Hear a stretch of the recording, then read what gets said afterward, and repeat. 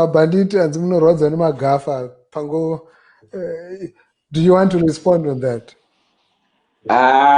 Nyaya umbe kuona but time inotaura kuona but handirwadziwi naWinky zvese zvatakaita kana zvandakaita kana it's musical kuona ndezvemarecords.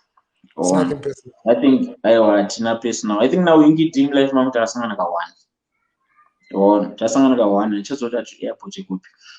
Ende handingambonzi ndikati ndine godo naye. But zvinhu zvemarecords ndezvemarecords. Vanenge vada kuzoisawo mubhonzo ndivo newe yavanozvionawo naye.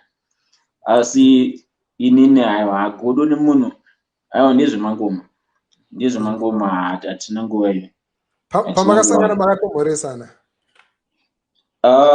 Ndaramba takasangana papasingeti mambosanganana vanhu kuti hamukwanisi kuignowana mune muri vanhu muZimbabwe muri 3 chete. I think nomanana vokawo zvoti handichazoti handizoti takamira connection ichi but ndakatokonawo kuti tiri kuZimbabwe tichipfudzana but kana pane pamunosangana pekuti matarisana kuti shamwari ndiyoyo inotindiri panapa ona hapana kuti wakwanisa side muri mazimba mese so takatogara pasi ona tikatotaura because I think handichazoti hatine time yakareba sei but hatinotaura hedu zvakawanda ingoriwa ndekurasta zvakadai but personal hapana boss. Hapana. Ngakunyebereka.